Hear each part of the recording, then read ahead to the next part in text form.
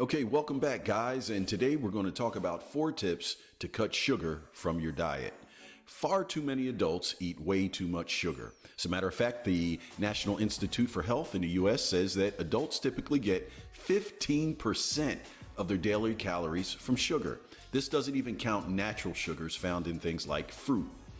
This excessive sugar intake is linked to obesity, being overweight or overfat, and metabolic syndrome. In case you don't know, metabolic syndrome is simply a combination of several bad conditions that can lead to heart disease like high blood pressure and high blood sugar.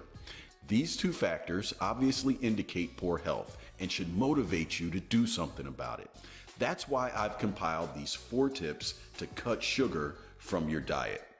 Here we go. Tip 1, take it slow, guys. Never dive right into diet change. If you do, you're starting off on the wrong foot, and more than likely, you're going to quit. Instead, start by cutting sugar slowly from your diet. And here's how I suggest you do that. Take a month to gradually remove sugar from your diet. In the beginning, keep it simple. Cut out cookies, ice cream, cake, candy bars, the obvious stuff. And here's how. Let's say you're eating 3 meals per day and you're adding a snack, let's say between lunch and dinner. So, on week 1 of that month, have no sugar with your last meal of the day. We'll call it meal 4. Week 2, cut sugar from meal 3. And week 3, cut sugar from meal 2. And then obviously on your last week, cut out all sugar from all 4 meals. I would also designate a cheat meal, not cheat day, each week where you can eat whatever you want. In my experience, I couldn't even handle half of what I planned to eat in that cheat meal when I've behaved on my low sugar diet. And oh, by the way, use the cheat meal to reward yourself for sticking to that diet.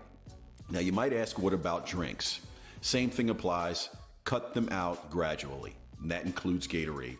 Remember, athletes did very well long before the University of Florida brought it out on the sidelines for their football players. Tip 2, read labels.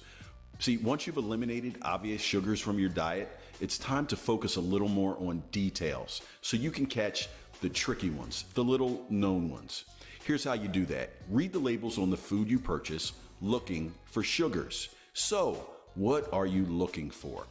Well, any word that ends in OSE is obviously a sugar. For instance, there is sucrose, glucose, and fructose, all sugars, and there are more. I'll leave a link in the description of this video below so that you can get a full comprehensive list of what those are. So when you read the label and it has a sugar, consider not buying it. Tip 3, avoid simple carbs. A lot of no sugar diets advocate avoiding simple carbs. So what are they? Well, simple carbs are carbs that are broken down quickly by the body to be used as energy, much like sugar. See, simple carbs include white flour, white pasta, and white rice. The carbohydrates in these foods are then quickly broken down into sugar in the body, causing blood sugar levels to spike.